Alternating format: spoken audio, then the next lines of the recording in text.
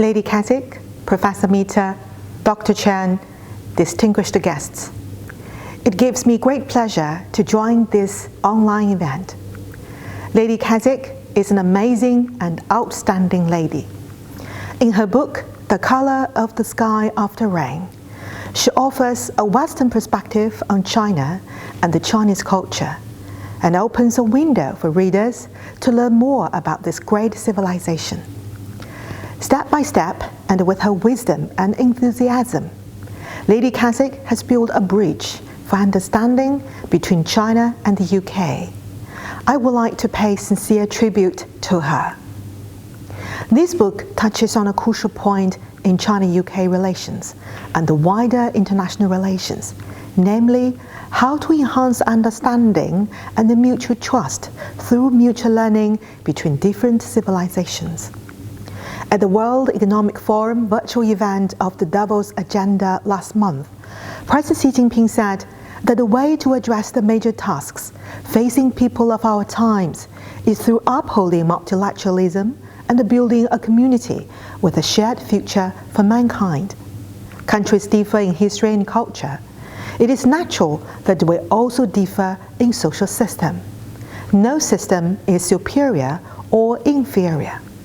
The key is whether a system conforms to the national conditions, whether it has the people's support, whether it can bring about political stability, social progress, and a better life for the people, and whether it can contribute to the progress of mankind as a whole. Without diversity, there is no human civilization as we know it. It is important that countries of the world coexist in peace and enhance exchanges and mutual learning on the basis of mutual respect and seeking common ground despite of differences. This will provide impetus for the progress of the overall civilization of mankind. I'm sure Lady Keswick will agree with me on this point. The secret behind the Chinese civilization, which has a history of over 5,000 years, is learning from and coexisting in harmony with other civilizations. The UK plays an important role in China's exchanges with the rest of the world. Despite having experienced winds and rains, China-UK relationship has kept moving forward. China and the UK are both big countries with global influence.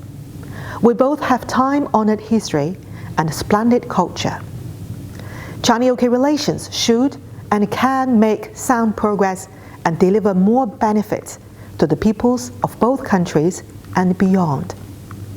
It is my sincere hope that more friends from our two countries will follow the example of Lady Keswick and contribute to exchanges and mutual learning, so as to overcome barriers and avoid conflicts between civilizations.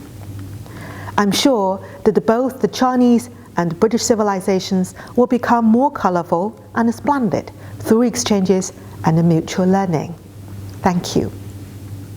And specifically for this event and for Tessa.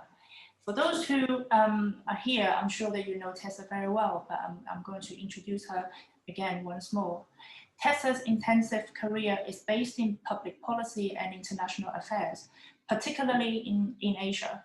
She's the former director of the Center of Policy Studies and was, until 2017, its deputy chairman. She was a special policy advisor to the Right Honourable Kenneth Clarke, QC MP, working at the Departments for Health, Education and Science, the Home Office and HM Treasury. She previously worked in advertising and also journalism. From 2013 and 2020, Tessa served as the Chancellor of the University of Buckingham. So now I'm going to invite Tessa to say a few words about why she wrote this book, The Color of the Rain, The Color of the Sky After Rain. Well, now where shall I start? I thought I was going to read a piece first, actually. But anyway, I wrote this. I wrote this book because I spent 30 years, nearly 40 years actually, I spent nearly 40 years traveling in China from 1982 onwards. And over those years, I fell in love with it really. And well, to begin with, and as I say from the book, I decided at the end of my time in China that I discovered so many extraordinary things about it and about the culture and about the Chinese that I felt were unknown to the West. And that because almost anybody I knew, there were so few people who really understood China well. Of course, there are many who do, but it seems so important. And as Minister Chen Wen said, we need to get on, we need to be friends, we need to understand each other. And it's very difficult to understand.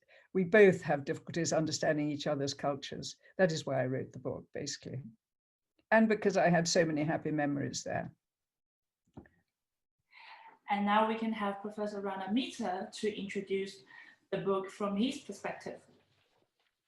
Thanks very much indeed, Human, and thank you very much, Tessa, for being the occasion of our all gathering here tonight. I know from having just cast a glance at the attendance list that you have people here from every walk of life, both in China and Britain, from the literary world to the political world to the academic world, and that's a great tribute, I think, to the experience that you have brought to this story that you tell in The Colour of the Sky After Rain.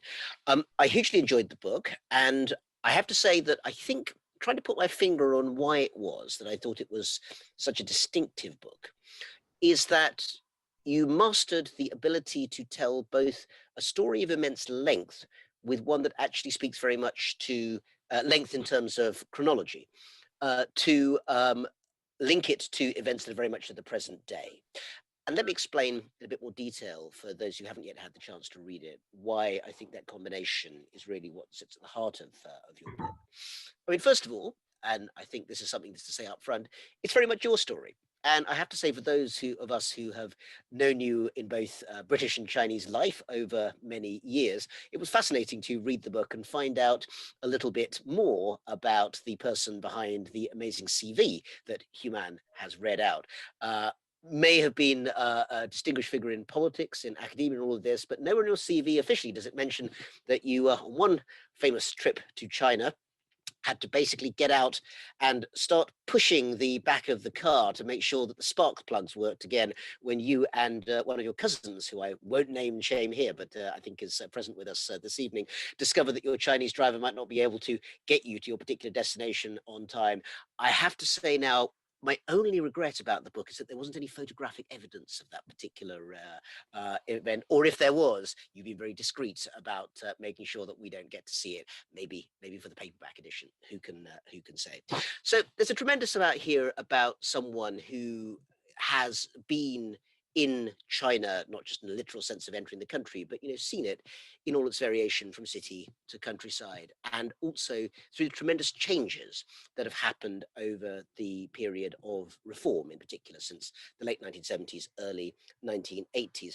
And that, I think, is where the sort of extension of the story really becomes interesting, because it is at its heart, I think, a story about Britain and China.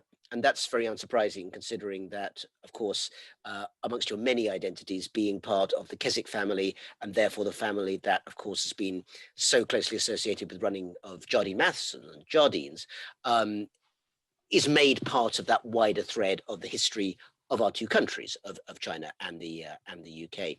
You do, of course, give us the wider story, and there's no avoidance of some of the more controversial parts of Jardine's trading back in the late 19th century in China. But I think, in a sense, the heart of that story really comes when you and Henry and others enter it in the 70s and 80s as part of the journey of China's opening up, and the ability of the foreign trader to be brought in not just on sufferance, but as part of that wider story.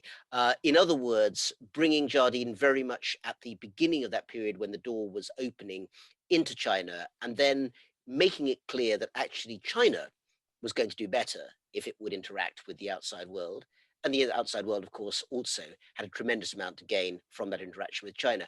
And at least one occasion, I have seen one senior Chinese official, I won't put it any more specifically than that, since we're in somewhat public company, but nonetheless, referring to your company as being a Guangdong Gongsi, in other words, a Guangdong company, in other words, giving you honorary status as part of that wider set of the business community and the wider social community in Guangdong. The fact that there happens to be a British-Scottish connection to this particular Guangdong company, I think was clearly fine in his eyes. It was the fact that you were really heart and soul in the center of China that made the difference on that particular occasion.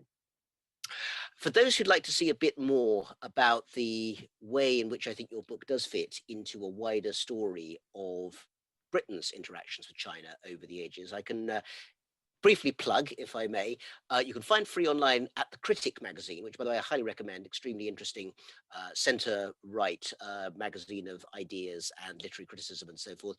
A review that they kindly asked me to write, which put together Tessa's book, with the diaries of Hugh Trevor Roper, great British historian who actually visited China a couple of times during Chairman Mao's era. And I think if you want to see how two very different Brits coming to China, perhaps about 25, 30 years apart, the fervor of Mao's Cultural Revolution for Hugh Trevor Roper and reform era China for Tessa and the Keswick family more generally, I found that actually a very, very powerful combination. It's one of the things that was in my mind as I thought about the book more broadly speaking. So to bring these initial thoughts perhaps to a close, but to just put a few thoughts there before we actually hear a bit from the book and then discuss the book more broadly.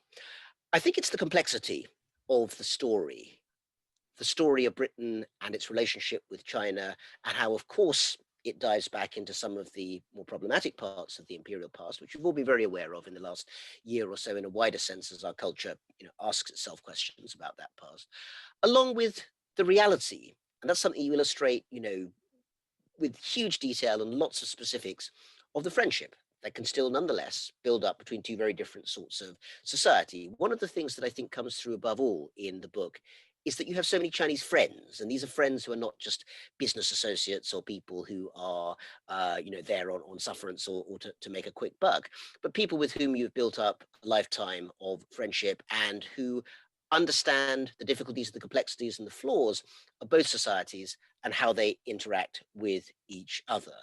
I think that is a wider lesson that is very important at the moment, at a moment when we, the United Kingdom and China, are also rethinking our own relationship in a wider sense.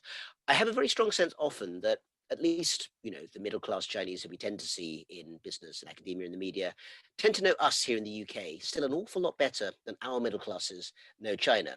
That is not to say in any sense that everything that happens in China or everything that happens in Britain is something the other side is going to like. It clearly isn't the case. But I think the understanding that we all have to know a lot more about each other's societies is something that both sides can profit from.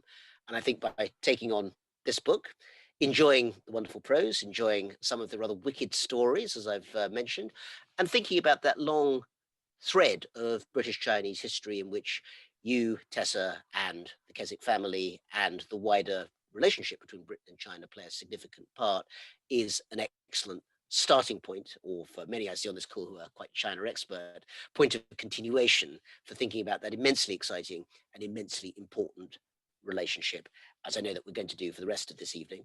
So I'll stop there if I may, Human, and hand back to you for the next phase. Thank you very much, Rana, for the introduction and also summary of Tessa's book. Tessa, do you have anything to respond to Rana?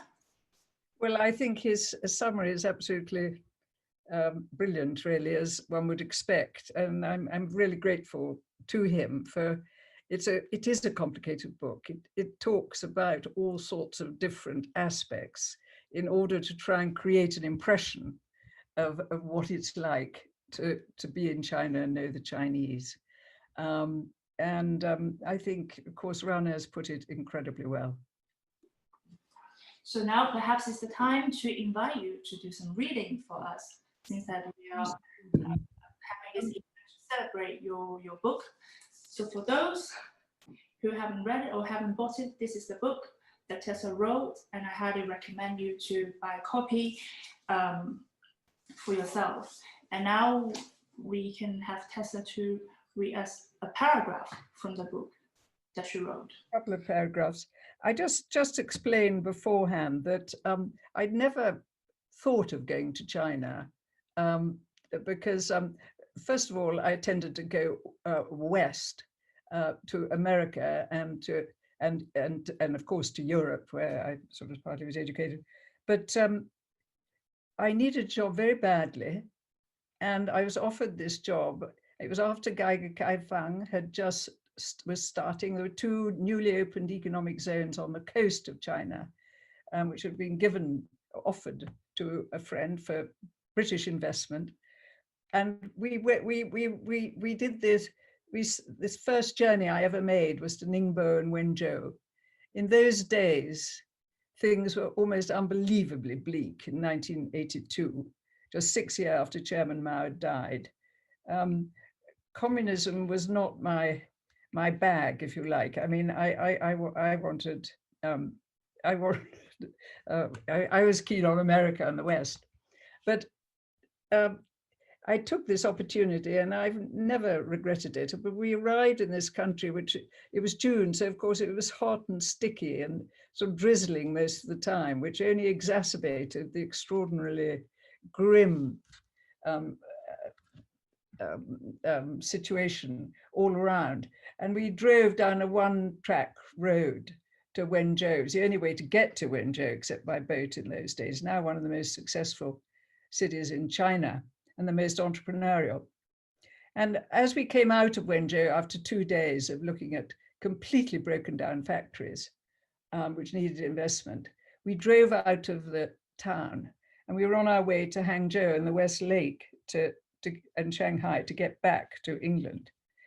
So we're climbing out of a thing, and then a strange thing happens. We were climbing slowly along the steep edge of a narrow valley. As we continue along the miserable stony track which passes for a road, the terraced hillsides are still wreathed in wispy mist, which so often floats over the rural landscape. In traditional Chinese beliefs, this mist holds all sorts of spirits, both good and bad. And as we edge towards as we edge upwards, a miracle occurs, which I can remember to this day. I have not noticed an imperceptible thinning of the cloud, which hangs low over the hills. And very gradually, the rays of the sun, which have been completely hidden, start to break through the grey gloom. It slowly reveals the green hillsides, the carefully arranged crops in circles, and the pools of water lying at the bottom of the valley. And then the light gradually turns to a pastel shade of blue-green, and soon it after dissolves into shades of delicate pink, blue, and white. I, who have not seen one single sight of beauty since I landed in this benighted country, am completely taken aback. The colors are extraordinary. I later discovered that what I've seen was what the Chinese refer to as the color of the sky after rain.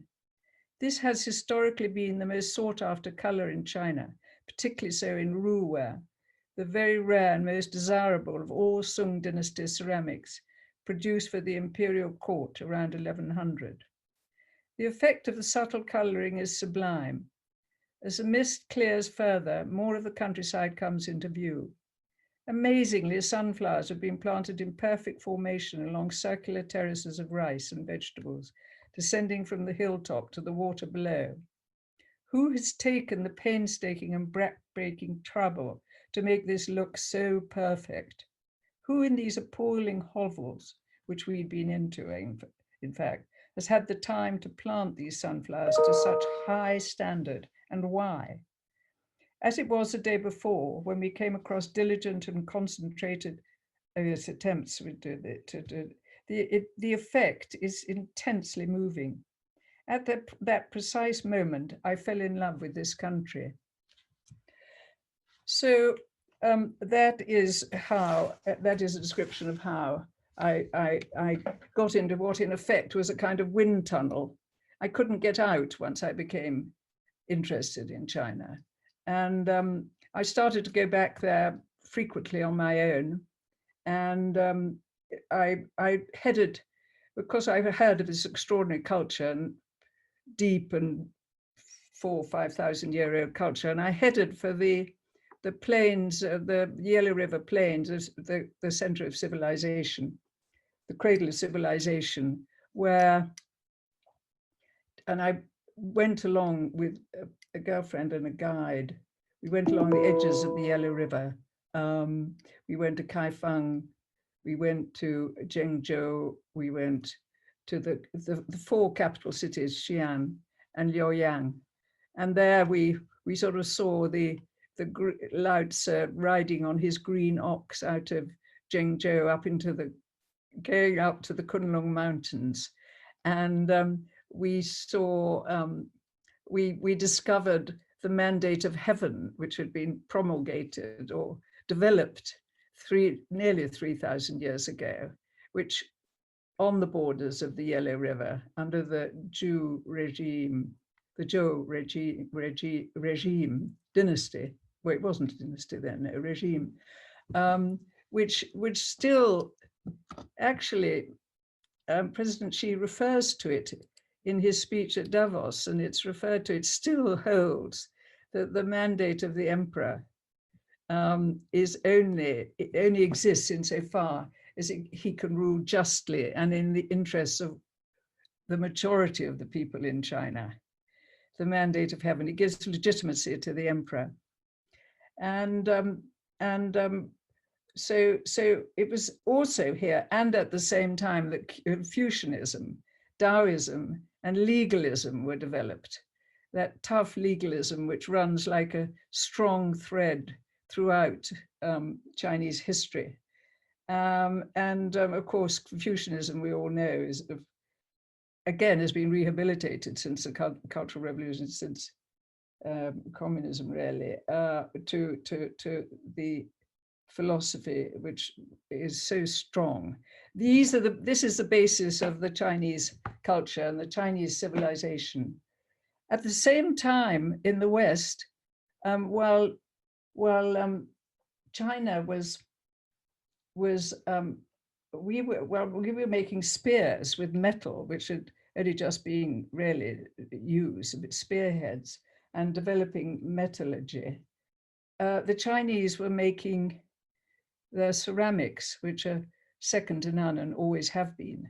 They were making silk and silk embroideries, and they were making jade, of course, and fashioning jade into the most amazing jewelry, and even wrapping their heroes in jade suits, which they were buried in, which were made of gold and silk, which were tied together, the piece of jade, 2,000 pieces of jade, bound together with gold and silk. And so this was the great feeling for ancestors and for ancestor worship, which has also gone right through the ages. And of course, it was also in this cradle by the banks of the Yellow River that the oracle bones were first discovered, which were more than 4,000 years old, which were the basis of the Chinese language, which has bound the country together ever since. And the calligraphy was developed from these pictograms and bound they were carved onto bones, these divining bones, and then developed into the calligraphy we have today. I mean, Joseph Needham was absolutely ecstatic when he first saw a Chinese character written, the word smoke, and he called it a revelation, a crystalline revelation. He found it so beautiful, and he got drawn into the vortex that you can get into once you become keen on China. So that really sort of, when I actually could see, and as I traveled, you could see the thing about the written word, I mean, important to say the written word, the calligraphy, but the written word is what binds, the Chinese are not interested in buildings. Their buildings are made of wood and they disappear. But the written word is important for the Chinese because it sort of represents not just their history, but their immortality. All this I found tremendously interesting and romantic. And one has to have respect for it. It's so amazing. And then I toured around the borders of China, because I think geographically you can understand a people, it's always said, you can understand a people by their geography. And when you think that China is bounded in the east and the south by the sea, it has the great mountains, including Everest and the plains of Tibet to the west. And then it's open in the north, really, in Xinjiang, the deserts, and even though the great mountains on the other side at the edge of Xinjiang too, but also the northern steppes. Of course, the borders of China were the western borders and the northern borders were under continual depredation over centuries, with tribes pouring in and being repulsed by the emperor, and occasionally being overthrown. And we know how many, the Qing, after all, came from the Long White Mountain in the Manchu, the Long White Mountain and the great forest there poured through the wall and dominated China for 250 years. And of course, so did the Mongols. So it hasn't been an easy time, and the response, of course, there have been internal troubles as well. The response from the Chinese have always been very vigorous whenever their borders were under threat, or whether the position of the emperor was also under threat. So those are, I think, a long-standing fear of luan, or disorder, where the response is usually a legalistic one, stemming from legalism, is very, very thorough and extreme. And we've learned to expect that. And it goes a long way to explaining, I think, the fear of foreigners and to some extent, the feeling of insecurity that still exists there. And then finally, I'd just like to say, as Rana so ably said, my interface with friends in Beijing and elsewhere was really extraordinary. And I suppose the one thing I just mentioned is that really took me by surprise was when my friends referred to themselves as Lao Bai Xing, which means ordinary common people, I think. And they weren't rich at all. They'd worked in the airplane factory in North Beijing, these particular ones. And their son had given them a car, their son had given them a flat. So they were perfectly well off. They had decent pensions. And I said, well, why do you call yourself Lao Bai Xing? You're not Lao Bai Xing, you're actually middle class. She said, we are Lao Bai Xing because we have no power. And this sort of hit me, actually, because I thought, yes, that explains so much. Because, of course, if you don't live in with a legal system and with some protection, as we do, of course, we live under contracts. I mean, everything is contract. We have our individual rights, which we can appeal to at all times, too much so, in my view. But these people had to live within parameters which are absolutely made by them in order to survive. Hence their extraordinary their ability to deal with anything, really. their strong mental powers, the way they saved everything. Whether you gave a present, the paper was saved. I mean, actually, people in Scotland at home used to do that too, just after the war. I mean, that's quite an average. But they were completely self-sufficient, even though they were faced, or could be faced, with the most terrible trials and difficulty. I mean, if you've got cancer, if you get cancer in China, it may be different now because things have changed so much, but you have to pay for your drugs. Well, who can pay for cancer drugs? Unbelievably expensive, even in China. In China, you pay for all your drugs, or you did then, until 3 years ago you were. So, you know, it's very harsh, but I found that so fascinating because it explained so much, and I was filled with admiration by that. The other thing is, I found very attractive all these sort of relative, I mean, that's not a small thing, but this is a relative small thing, but it's said it. I noticed in my books that from, you know, my Mandarin books, there was a lesson on the fact that the Chinese don't like to use the word love unless they're married. And they've so, you know, the economy of the expression, and they don't like to shake hands. We know they don't like to kiss. They're horrified. Again, I may be a bit out of date on all this because things have changed, but they don't like to kiss. They don't like to shake hand. I don't blame them either. I feel quite the same way. Because they don't use the word love except in absolutely important. You didn't even use the word love when you were engaged, only when you were married. Now, I'm sure everybody will tell me this is total nonsense, this is it's all changed, but it was certainly like that when I was there. And I found that marvelous. On the other hand, they'd use the word heart. They say something is coming from my heart.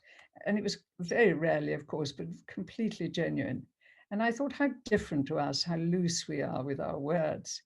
And that sensibility which comes from that sort of lack of protection, and the need to trust, which they can see in our eyes straight away. A Chinese person can tell if you like them.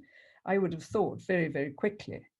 And if you understand them, they can tell, is completely paramount. There's a sensibility which is very, very attractive. And I think we've lost. And I find that very fine and very, anyway, the long and the short, I mustn't talk too long because you want to ask questions, but it's such a remarkable country and such a fine country with such a deep culture and this binding culture, which we see the disintegration of culture in a sense in the West. I mean, particularly now, is very fine and very important. And it makes the Chinese unbelievably strong. Now, of course, we all know there are all sorts of disagreements and different sides, and there's been a tremendous amount of publicity and whipping up of horrible accusations and, I mean, really rather extreme rhetoric, which seems a disaster because the Chinese, the Chinese are fearful of foreigners. They feel the Americans have let them down over and over again. 100 years of disgrace or humiliation is there. We need to understand them. We need to talk to them.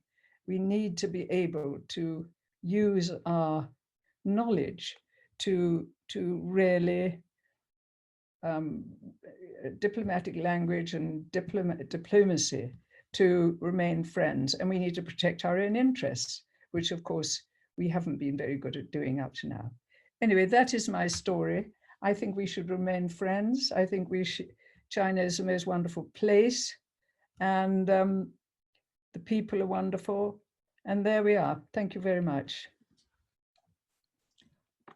Thank you very much, Tessa. Thank you for sharing your experience, your insights. You almost brought me into tears, especially like myself, and I'm sure so many of them in the audience. You know, we've been working very hard to support mutual understanding to be built between the two countries, between people, and it's a very difficult time for those who care at the moment because, you know, on the media, you don't really see the most positive coverage about China at the moment. So everyone is trying everything they can in their sector, in their field. For us, we try and use film as a medium to connect people, to support more understanding. So it really touched me, especially yourself, as a top policy advisor in this country, that you have such a sensitivity and the perception to be bothered and to be curious to learn about the very fine details about Chinese people and their culture. And this is quite rare, I think, very rare. For, well, not for just ordinary people, but for policy advisor, for people who work closely with a politician.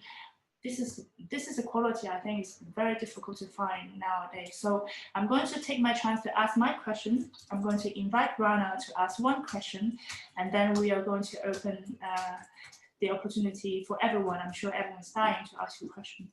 So my question is, how can we, what can we do to encourage current politicians or MP to be more sympathetic and understanding towards China, particularly those who are very outspoken at the moment? So what can we do to show them this, to encourage them to be more sympathetic, based on all the things that you just said and shared with us earlier on? I think it is difficult. I mean, unfortunately, at the moment, I mean, all this has really got going in the last year, hasn't it? This when suddenly President Trump really turned against China and started bringing forward all sorts of arguments which had existed for quite a while, but he chose last January, I think, to really change the whole the prevailing attitude to China, and we followed suit. As you say, it usually comes from ignorance, and that well, I mean, there's one thing with the Americans, but from ourselves, we've had some very strident politicians speaking out. I think all one can hope to do, and of course it's incredibly difficult with COVID because we can't get to each other easily, and everybody is under lockdown and everything. But all one can do is trying to get to the people, write to them, lobby them, form groups. I mean, I'd be interested to know what Rana thought about this, because I mean, I know Rana knows that and has written a paper about ways in which Britain can contribute to the Chinese in order to make friends, haven't you, Rana?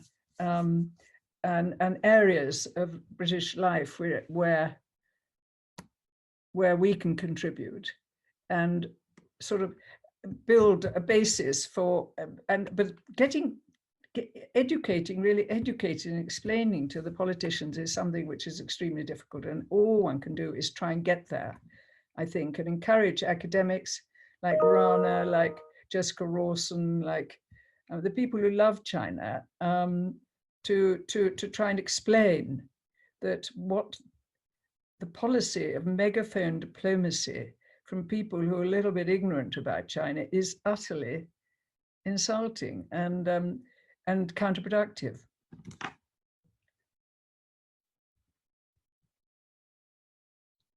Rana, would you like to share your view on this too? Sure, I'll do that, and then perhaps ask my question as well, if I may. I mean, thanks to Tessa for an extremely considered view. I'm going to be shameless, and as a university teacher, say that I think that higher education is absolutely one of the central pillars of the way in which the UK-China relationship can, and I think must, continue to interact and be improved. I think in Britain, we should be very proud. We should be prouder, much prouder than we are actually, about the fact that we are a global beacon for higher education, along with the United States and a couple of other places in the world. We are, I think, one of the countries that's most respected in terms of educating, future leaders, but not everyone has to be a leader, future followers as well, but, people who I think are going to make a difference in the world. I was incredibly heartened by a statistic, which actually some of you may know, but not all of you, so I'm going to share with you now. It came from the British Council, so huge credit to them, done by Ipsos Mori, a very respectable polling organization. They did polling over the last year, 2020, amongst Chinese middle class respondents in major cities, and got a rating that in terms of Britain's favorability amongst Chinese, meaning I think the Chinese middle class, an 81% favorability rating. A lot of people in China have a lot of time, a lot of respect for the UK, and sometimes we underestimate that and should remember it. I have to say, on an evening where we have distinguished British people from all walks of life, that the French get 4 points higher. They're on 84, I think, but there's no reason not to have a little intra-European competition when it comes to building up soft power. In other words, there's a starting point there, I think, for a really important conversation. But right now, and I think I said this at the beginning, so I won't say it at length again, but just to say it again, the imbalance of knowledge between the Chinese middle classes and what they know about the UK, not least as a place where they might be thinking of educating the next generation, and what the British middle class know about China is a huge imbalance. And that has to be corrected, I think, through not just language training. I think that's an important part of it, but I think learning, Putonghua, learning Mandarin is quite a major undertaking. But I would say that one of the things that I say to people, Human will, I think, sympathize with this, is if you haven't seen a Chinese movie or a Chinese TV program, just go online. TV programs, you get them on YouTube with English subtitles. You don't need to know any Chinese. A lot of movies, I mean, Human and I have spent some time discussing the movie The 800, Bye Bye, which I think we both rather enjoyed and would recommend to other people. In other words, a lot of conversations to have that can help to build up the relationship. And when that happens, so very clearly, we can have a frank conversation. Relationship between the two sides is not going to agree. But what I often say to Chinese friends, perhaps too often for their taste, is that your true friends are not the people who tell you everything you want to hear. So the people who shout and say that, the only things I think are not going to get very far. The people who simply say that everything in the garden is wonderful and there's nothing to talk about, also, I think most honest Chinese people know that that's not the reality either. But there is in between those a frank, confident, and friendly conversation to have between both of our sides, and I hope I'm a small part of that, and hope to be so for a long time to come. And that lets me, if I may, ask my question back to Tessa, if I may, as someone who has this immensely lengthy experience of China of a sort that, frankly, very few Brits actually have. And Tessa, I'm going to make a slightly cheeky allusion to the fact that you are, of course, closely connected through family to, a company which has a huge historical connection with China, a great British company that has that connection. If you were to talk about an event in the history of Britain and China's relationship with each other from, say, the last 150 to 200 years, what would you bring up to people as a historical event that maybe makes a wider point? And you're free to either use something that's Jardine's connected or something else. I'll leave that up to you. That makes a wider point. Well, let me give you one example of what I mean. As you know, that I spent probably too much of my life thinking about the Second World War and, being even now, I think, slightly sort of wondering at the fact that China's contribution as one of the Allied powers alongside the British Empire and the United States is not widely recognized in Western histories of World War II as one of the reasons, not the only reason, but one of the reasons that the Allies were eventually victorious in East Asia.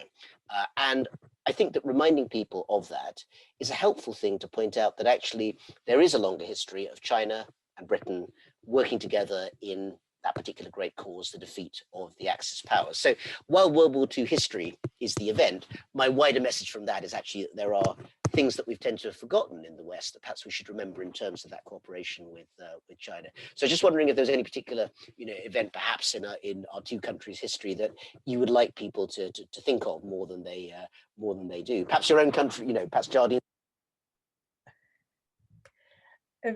Unfortunately, you're cutting out a bit, Rana. Can you hear me? Can you hear me? Yeah. Okay. I mean, I suppose I can think of a negative event. You cut out. I think there's something wrong with Rana's mic. Anyway, can you hear me? Oh dear. No. I can hear you. We can hear you. Okay. I mean, an event which has had untold consequences, which actually is not our country, it's America, which had untold consequences with China, was the Paris Peace Conference after the First World War, where the Allies, where Roosevelt actually gave away. It wasn't Roosevelt. No, it wasn't Roosevelt. Woodrow Wilson, of course, gave away the German occupied parts of China, i.e. Shandong, actually, gave them over to the Japanese instead, and in the north, I think in Manchuria. I mean, the Chinese have been on the Allied side during the First World War, and behaved very well. And in an amazing piece of effrontery, in 1922, I think 1922 was it? Yes, gave away at the Treaty of the Peace Conference. These gave to Japan these pieces of territory, and of course the Chinese never forgave really the West for that. And there have been other examples of not quite as bad as that, but of course, the reasons that China is one of the reasons that China so mistrusts. I mean, one of the first things I was told, actually at a dinner when Li Peng's daughter was there, it was a small dinner, was how the West was mistrusted because so many times the Chinese have been let down.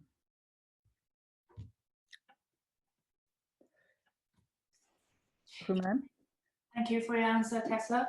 So I think now it's time to invite the audience to ask you a question. So if you would like to ask a question, you can either raise your hand or you can type your question in the Q&A box so that we can read it out, or you can read it out yourself. We've got a lot of questions there, I think. Yeah, okay, so we have one from Rina Wu, I think, who is based in Liverpool, I think. So her question is, how do you appreciate the complexity of the Chinese culture? Your love of China is valued, but did you find sometimes difficult to understand Chinese people? No, not really. I didn't. I've always got on very well with Chinese people. And my husband was born in Shanghai, and he, of course, introduced me to the Chinese, really. Well, actually, another friend who I went with on these journeys to a Chinese who was very British educated. No, I've always found. Of course, Henry helped me. I remember sitting at a dinner party in Hong Kong next to sort of venerable Chinese gentleman at some dinner, and talking to him as I would to a Western person. Rather distinguished old chap who was absolutely charming, and he didn't speak to me. And afterwards, and I was talking away, making conversation. And at the end, afterwards, I said to Henry, "Why doesn't he talk to me?" He didn't respond at all. And he said, "Wait. You've got to wait. Don't just barge in. Wait till he speaks to you." And that is the Chinese way, But of course, this was 30 years ago, and so on. So, I learned gradually, in other words. So I think Rina had another question is, what advice do you give to the new generations of UK entrepreneurs when they trade with China, and what they should be aware of as to maintain a balanced partnership? Well, this is a very difficult one because, of course, it's extremely difficult doing business in China. And I really feel for the young entrepreneurs who go there because it is hard. I mean, going with Jardine Masson had all sorts of pitfalls. But Jardine is a long-term company, so if things went slightly wrong, they waited, and it wasn't a disaster. And they went in gradually, or they went back in gradually and slowly, and they they had the ability to, long-term thinking is much easier. But I think if you're an entrepreneur, you have to be sure you are taking in or building something the Chinese want. If they want what you're selling, they will be absolutely good to deal with. I mean, you have to be a good judge of character, obviously, as you do in any business, and judge who is trustworthy and who isn't.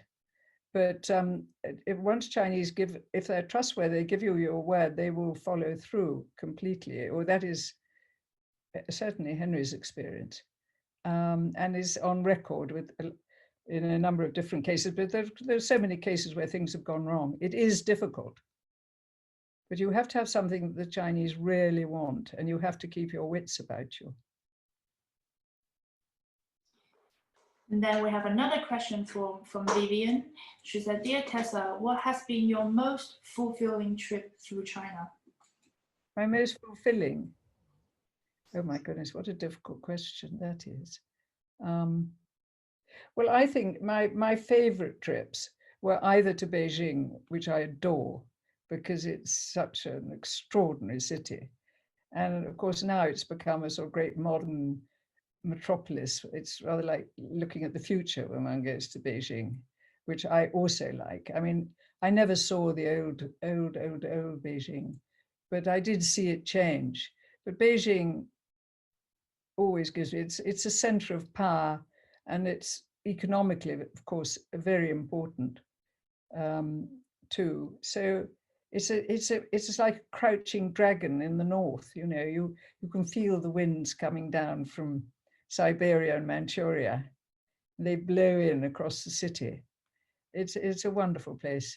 Of course, I love the outlying areas too in the west. They're quite extraordinary.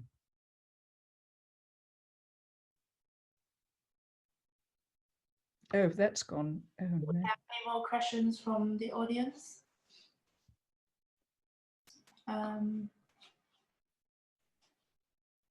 Any more questions?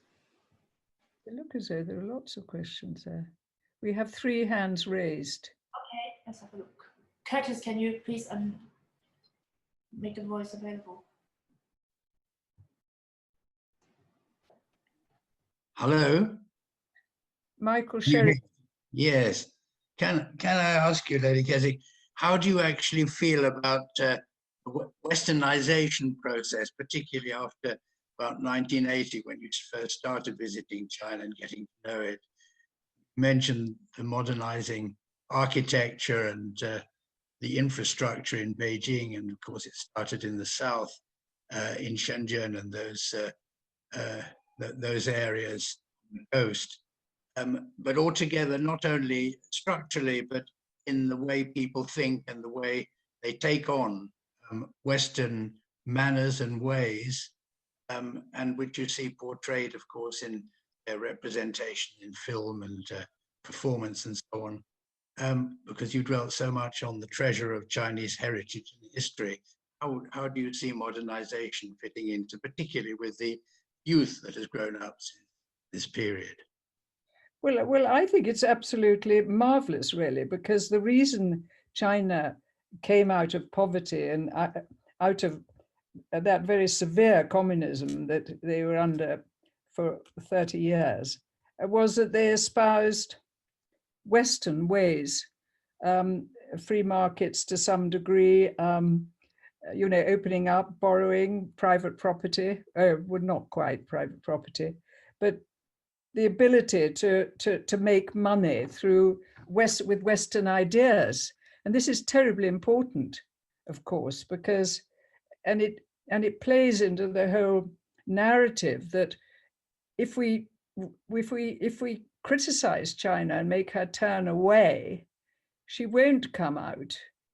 And we need her to keep going. And I think actually China realizes and has to go along with the economic modernization, and because they've gone down that path and they have to continue it. But I welcome that, and it's been a tremendous advantage to China. It's made her rich. I think the buildings are extraordinary. I think the young people admire the West, or have done, and I think and they've benefited, but the things have now changed since, I'm told, really since 2008, when the economy started to go wrong in the West, and all sorts of problems came up in the West, which made China realize that the West had feet of clay, and they were, I think, shocked by what happened to the West. And as they became more successful, there was a reversal to some degree in the roles, and China becomes more and more confident in their success. I mean, for years, for centuries, they vied with India as the richest country in the world. Now they're vying with America to be the richest country in the world, and well done them. I mean, the great thing about China is she's not trying to export communism like the Russians. She doesn't try and do that, but she's so vast. She has influence. Her influence is felt everywhere.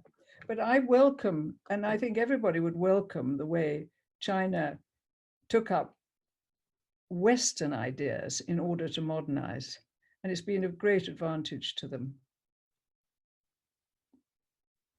Okay. And we have another question from Daniel Sholakov. I think he's from Durham University, a student studying Chinese, but at the moment he's in Beijing. Hi, can you hear me? Yes. Yes. Firstly, I'd like to say thank you to Human Chan for organising such a wonderful event, and thank you, Lady Keswick and Rana Mitter, for sharing your insights. I find them really, really interesting because I'm a Chinese studies student myself at Durham University. And I have a question for Lady Keswick. So this theme of mutual learning between China and the UK has come up, and how important it is for both countries. And you mentioned that one thing the UK can learn from this interaction with China is that how sensibly Chinese people use their words.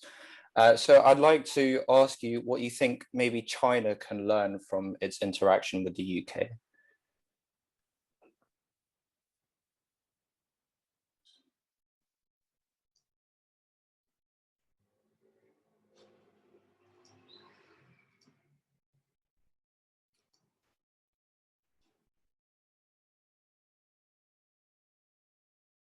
Okay.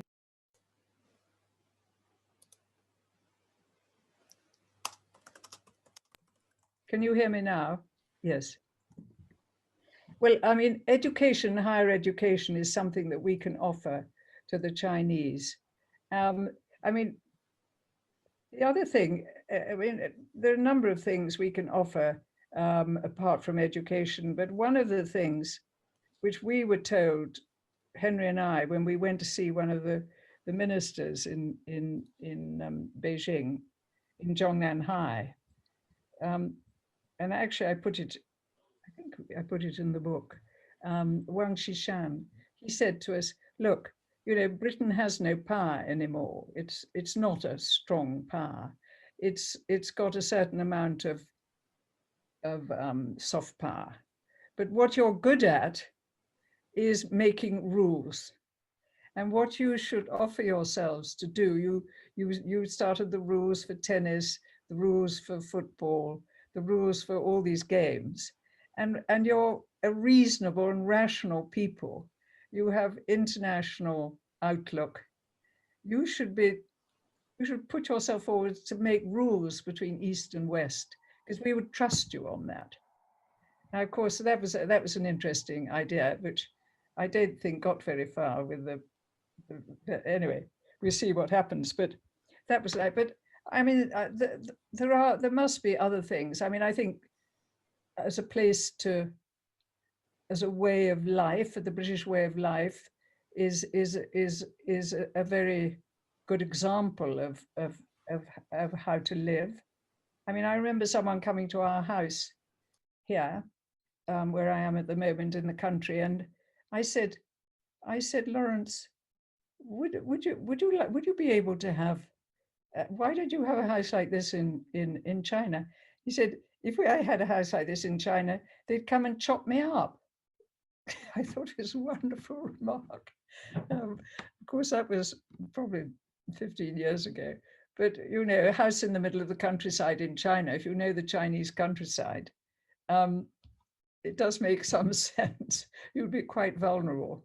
Whereas in England, you're completely safe. Does that answer your question? Thank you, Tessa. I think we have a question coming from Eamon Wang, who is a former partner of KPMG and also at the moment board member of 48 Group Club. Eamon. Yes, Lady Keswick, can you hear me? Yes, I can. Excellent. Hi, we exchanged email already. Thanks for my introduction. Thank you also, Rana and Huiman's for participating in this and putting this together. And also, I'm quite impressed with the Madame Chen Wen's introduction for this event. So thank you all for this great opportunity. Lady Keswick, my question is, you know, you've been traveling to China back and forth so many times, and in China, of course, have changed dramatically over the last 30, 40 years. Other than the physical part of change, which is, you know, infrastructure, urbanization, and development of the cities and ports and everything else, what sort of changes, if any, have you noticed in the way that Chinese people, whether it's a government officials, senior leaders of the party, or ordinary people on the street, the way they see you as a friend, you know, foreign friend of the Chinese people, the way they see you or how they treated you, have you noticed any difference there over the years? And if there is, what do you think the reasons might be behind that? And most importantly, how do you feel about it? Well, I haven't been back for 3 years. I think the last time I was there was in March 2018. And so you know, a lot has changed since then. Certainly before that, I didn't notice any changes, but I know there's been some quite, you know, strong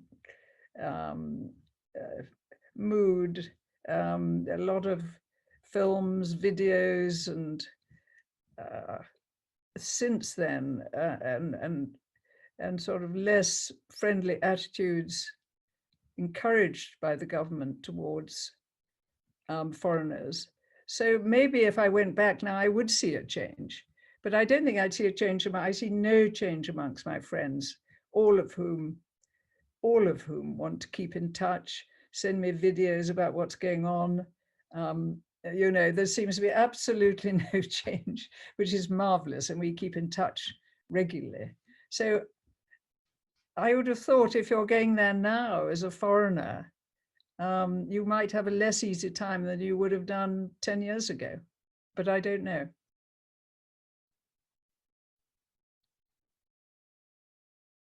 Thank you, Tessa. And then coming up next, we have a question from Cedric Farrell, who works in the film industry himself to promote Chinese film in the UK, in fact.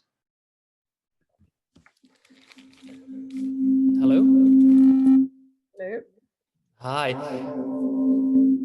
Lady Keswick, hi. Thank you so much for your evening talk tonight. It's as full of insights, but also not just insights. I think it's also full of emotion and great appreciation for what you've seen. So it really makes me want to read the book. But my question was, you've been in and out of China for the last 30, almost 40 years, as you said. And of course, Jardin's history with China goes back 200 years, pretty much. And it follows on from the questions before. It's not so much China now, but where do you see China in maybe not 30 years, but let's say 10 years? Which way do you think the wind is going? And if I may add a small question to that one as well, an addendum, is how do you see Hong Kong fit in that puzzle between UK, China, also in 10 years? Well, I mean, Hong Kong first. I mean, I suspect that, Hong Kong really is becoming part of China.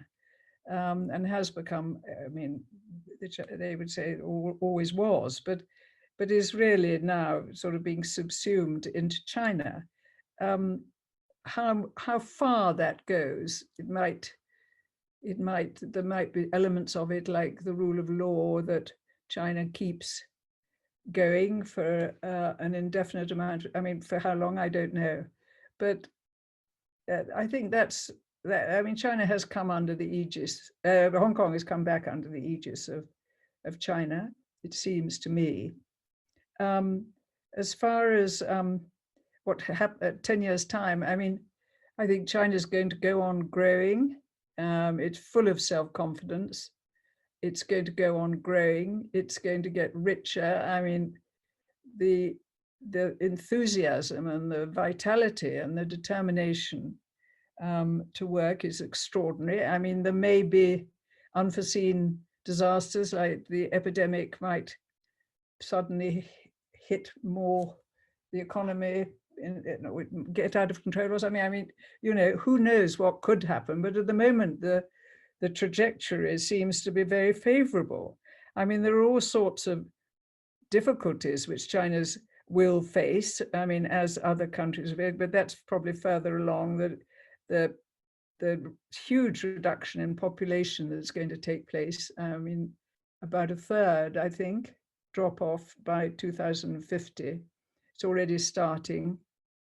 But maybe they'll get that right too. You know, there's such a determination there. The drop off in population, the pollution is terrible, but again, they're trying to do a lot about that.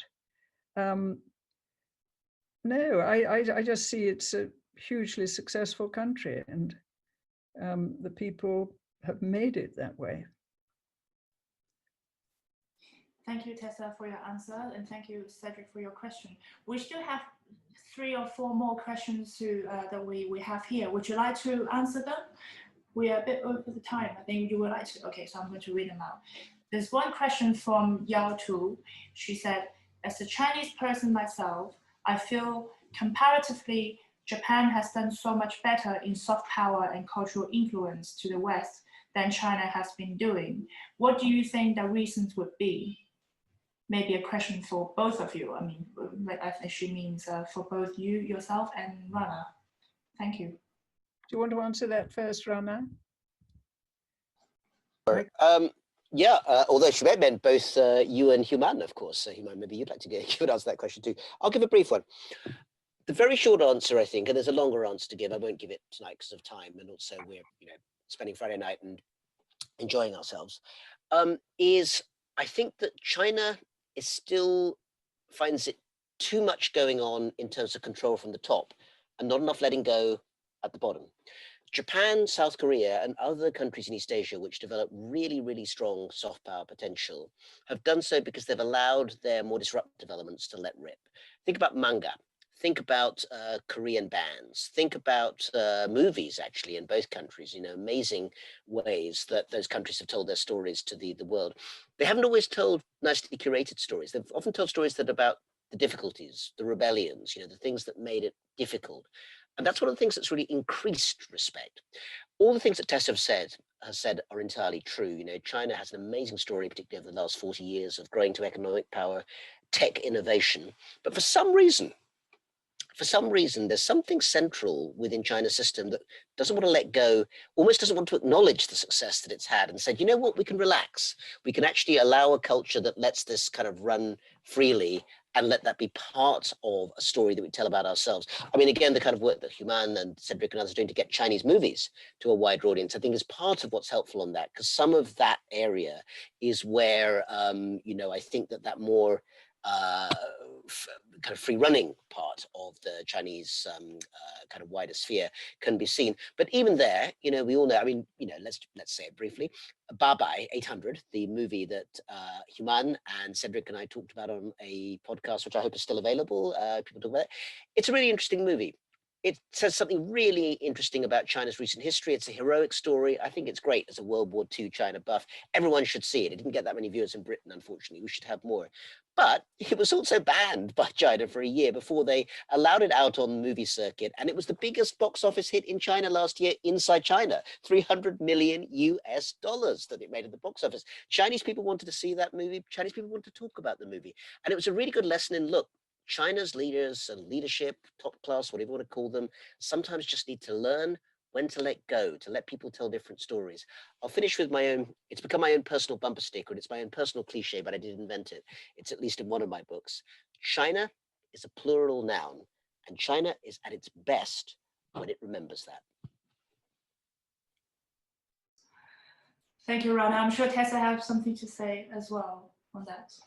Well, I'm not sure I do have much to add, except that Japan had was sort of modernized by the Americans, and historically has probably been more, well, has been certainly more accommodating, or had to be wanted to be accommodating to the West, and has reached out continually to the West, whereas really China, as Rana says, is very remains internalized still, and China-centric.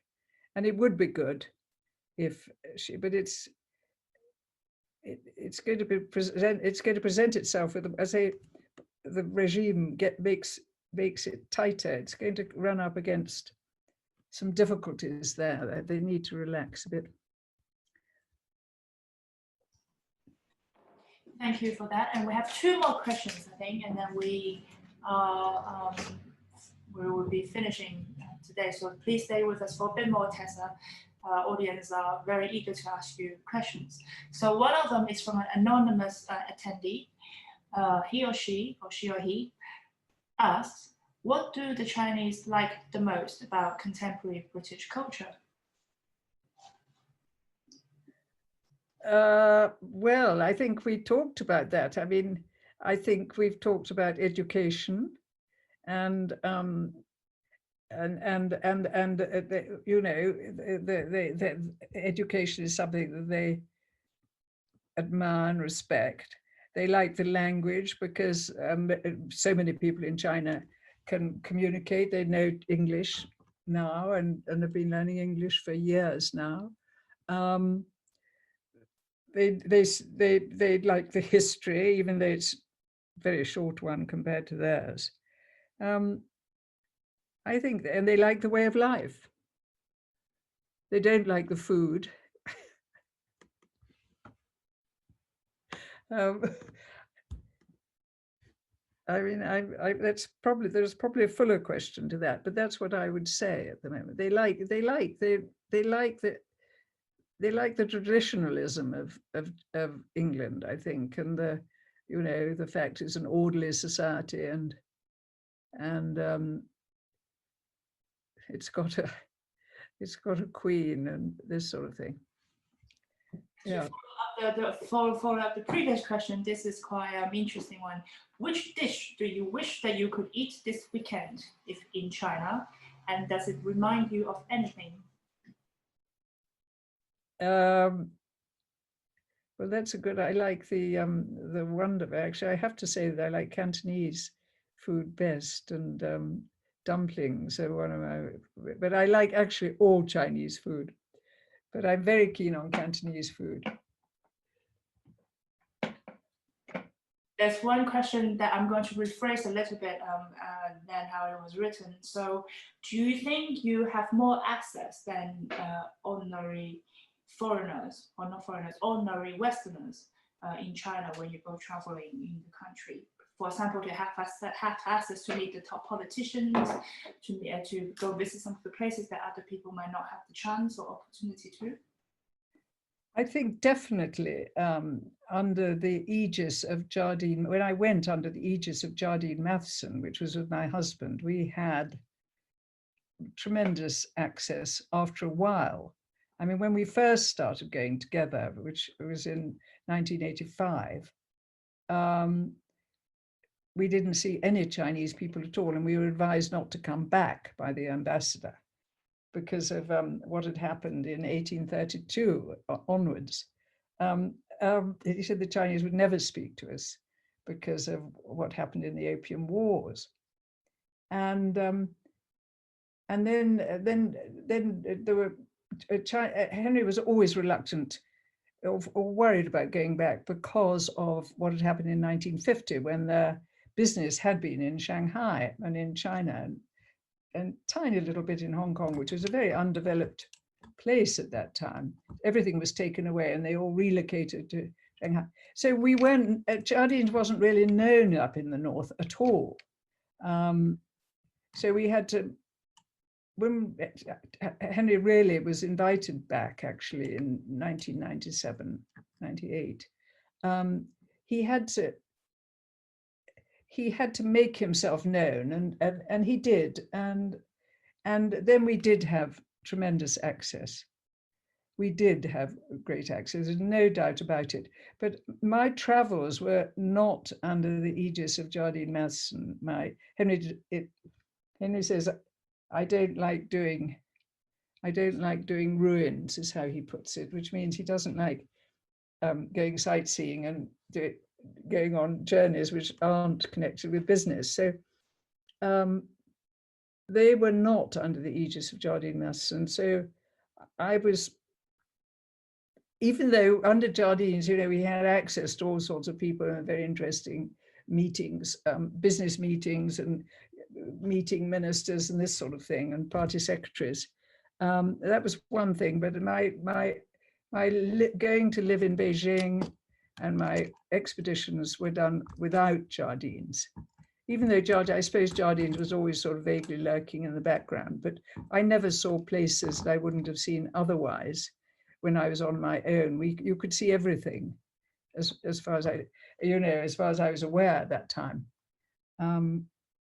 So I always had a good experience. I never had a bad experience while I was in China. It was quite extraordinary. Thank you very much, Tessa. I'm going to finish off the session with a very light and maybe future-looking question. When is your next book about China? I can answer that. Great question. I can answer it quite easily. I'm thinking about it, Human.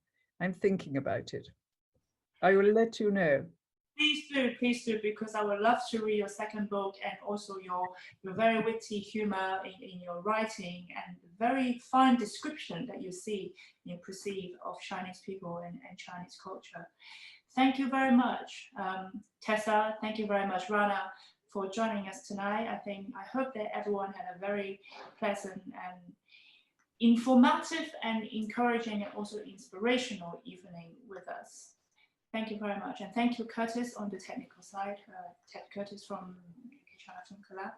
If you still have time, you can still check out Chinese Cinema Season, which is a 3-month film festival with over 50 films available on VOD. You can watch it anytime you want. So do check it out on www.chinesefilm.uk.